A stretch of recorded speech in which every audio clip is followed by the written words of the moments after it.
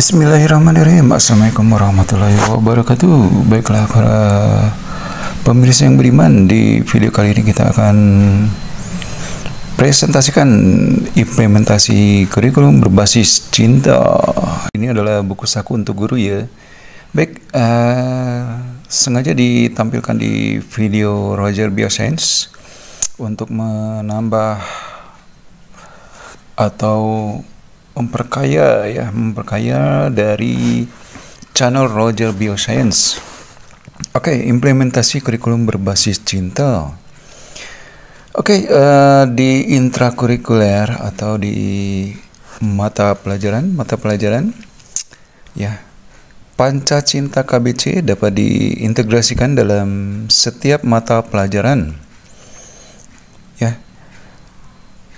Kemudian di kokurikuler, KBC dapat diimplementasikan dalam kegiatan kokurikuler seperti proyek yang terintegrasi lintas mata pelajaran. Kemudian di ekstrakurikuler, KBC atau kurikulum berbasis cinta dapat mengoptimalkan kegiatan ekstrakurikuler untuk menumbuhkan karakter berbasis cinta. Dan yang keempat, budaya iklim madrasah, KBC dapat berkontribusi untuk menciptakan lingkungan madrasah yang penuh cinta dalam setiap interaksi dan kebijakan. Di kurikulum berbasis cinta di sini ada pola 555 atau 555 ya. 5 yang pertama, tujuan membentuk insan paripurna.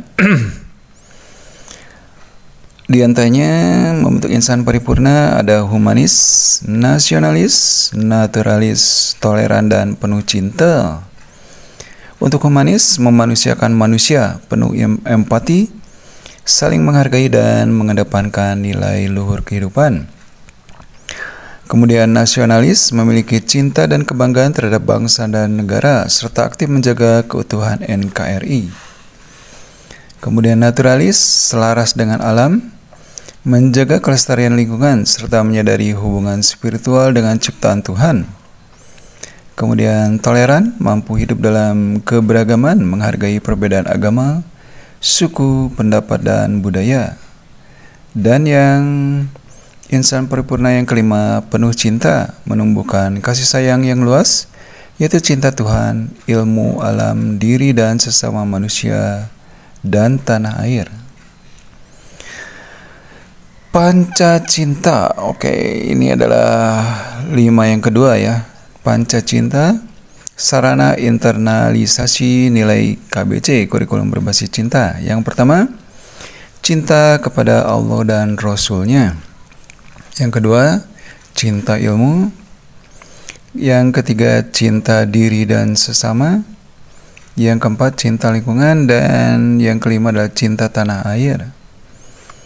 Cinta Allah dan Rasul-Nya, fondasi spiritual dan akhlak mulia. Peserta didik menyadari keberadaan dan kasih sayang ilahi dan meneladani akhlak Nabi.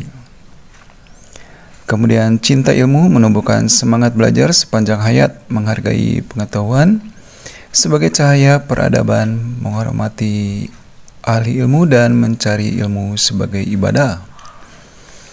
Kemudian cinta diri dan sesama, menghargai potensi dan menjaga diri, serta membina hubungan sosial yang positif, empatik, dan penuh kasih.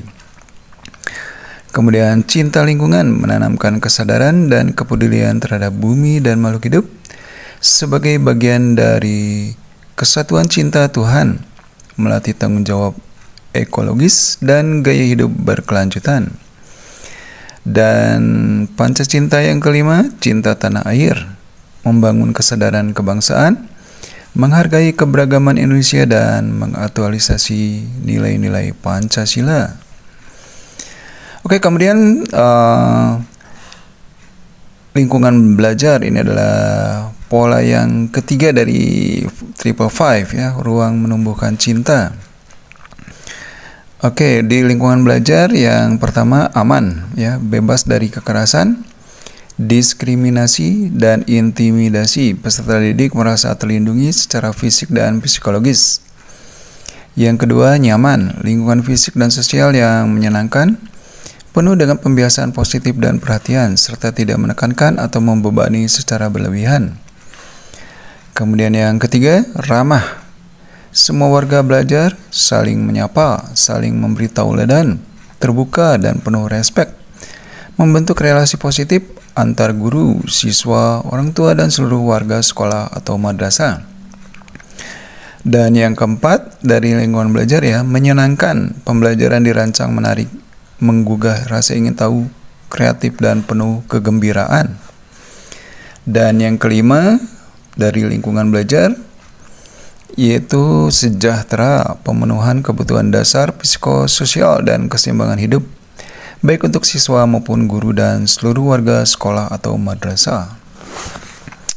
Baik, kita ke intrakurikuler, pembelajaran yang menyentuh hati.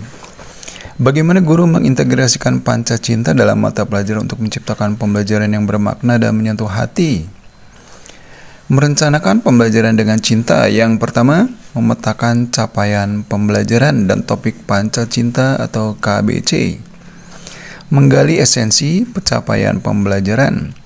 Guru memulai dan mengganti inti dari capaian pembelajaran yang diajarkan, mencari konsep-konsep kunci yang bisa menghubungkan materi dengan nilai kemanusiaan, spiritualitas, atau lingkungan.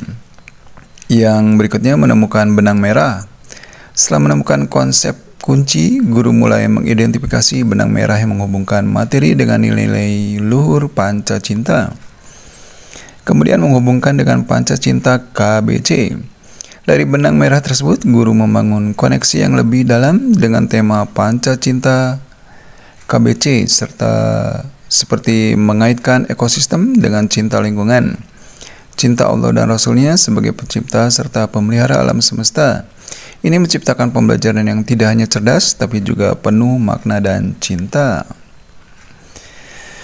Oke, masih di intrakurikuler, pembelajaran yang menyentuh hati. Bagaimana guru mengintegrasikan panca cinta dalam mata pelajaran untuk menciptakan pembelajaran yang bermakna dan menyentuh hati? Merencanakan pembelajaran dengan cinta. Yang kedua adalah menyusun RPP atau modul ajar berbasis panca cinta KBC. Integrasi KBC pada RPP atau modul ajar, mencantumkan topik panca cinta KBC sesuai dengan pemetaan CP sebelumnya pada komponen identifikasi setelah menentukan dimensi profil lulusan. Menentukan materi integrasi KBC. Penentuan materi integrasi KBC merujuk pada materi masing-masing topik panca cinta yang terdapat dalam panduan utama dengan mempertimbangkan keterkaitan atau benang merah antara muatan materi pembelajaran dan materi integrasi KBC yang dipilih. Oke, berikutnya yang ketiga ya, merencanakan pembelajaran yang cinta. Yang ketiga adalah menyusun tujuan pembelajaran yang bermakna. KBC mendorong tujuan pembelajaran yang holistik dan bermakna melalui integrasi satu atau lebih topik panca cinta KBC. KBC tidak hanya memberikan tujuan pembelajaran seperti murid dapat melakukan wudhu, tapi lebih dari itu, yaitu murid dapat melaksanakan wudhu sesuai syarat dan rukun, dengan tetap memperhatikan kelestarian lingkungan sebagai wujud cinta Allah dan lingkungan. Ini mengintegrasikan pengetahuan dan keterampilan dengan nilai afektif yang mendalam. 5 tips menyusun tujuan pembelajaran ala KBC.